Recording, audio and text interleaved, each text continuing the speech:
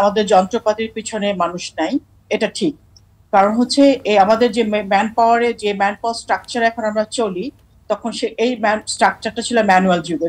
তখন অনেকগুলো জনবল তখন দরকার পড়ে নাই, কারণ নতুন মেশিনারিজ এর কারণে যেটা দরকার সেটা আসলে তখন ছিল না। এই যে জনাব আদনান যে প্রশ্নটি আপনাকে করেছিল যে আপনার এগুলাই মেইনটেইন করার লোক নাই, এগুলো দেখভাল করার লোক নাই, তাহলে আপনি এত বড় প্রজেক্টে আবার নতুন করে জিনিসপত্র কিনতেছেন, তাহলে কেন?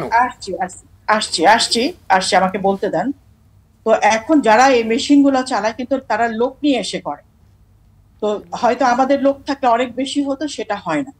এটা হলো একটা। আরেকটা প্রশ্ন ছিল দাম।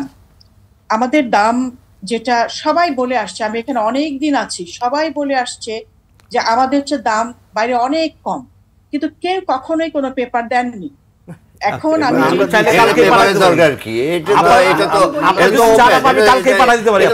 এখন দিতে পারবো। আচ্ছা, এনে দিবেন আপনাদের তো বলা হচ্ছে। এবং সোহান ভাইকে অন্তত আমাকে বলতে দেন, সোহান ভাইকে এটা যখন বলে গেছেন তখন তাকে চাওয়া হয়েছিল, আমাদের কিন্তু উনি দিতে পারেননি। আমাদের এক্সিস্টিং যে রেটে যে আমরা চলছি, আমি সেটা ব্যাক করে দেখেছি, আমি পিছনে গিয়ে দেখেছি, কারণ তখন যে কমিটিটা এটা রেট। আচ্ছা, এখানে তাহলে আমি একটা কথা বলি, আপনাকে কেউ পেপার দিতে পারেনি যে আপনাদের থেকে কম প্রাইস বাইরে, তাহলে আপনার ইকুইপমেন্ট ভালো হয় না কেন?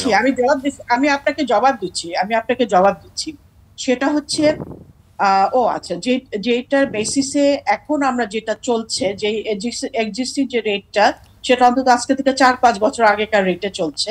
তখন যে রেটটা করা হয়েছিল, আমি কমিটিটা ফিরে গিয়ে দেখলাম সেই রেটে অনেকেরই দেওয়া আছে, এটা প্রযোজক পরিচালক সমিতির সদস্যরা ছিলেন, তাদের দেওয়া রেট ছিল, তাদের দেওয়া রেটেরও কম রেট এটা করা হয়েছে। আমি গুলজার ভাইকে বলবো, উনি কালকে যেন আমার অফিসে যান, আমি ওনাকে এটা দেখাবো। এখানে ওনারও প্রপোজাল ছিল, সেখানে সোহান ভাইয়েরও ছিল, এটা আমি কিন্তু দেখেছি।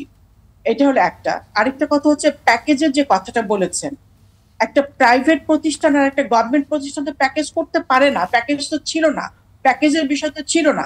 আপনার কথা ধরা যাক, আপনি হয়তো 10 লাখ টাকা একটা প্রাইভেট জায়গায় কাজ করবেন, বা 1 লাখ টাকারই করলেন, সেই প্রাইভেট ব্যক্তিটা আপনাকে ইজিলি হয়তো এক্সেম করে দিতে পারে 20,000 টাকা, ইজিলি পারে, তার সম্পূর্ণ এখতিয়ার তার।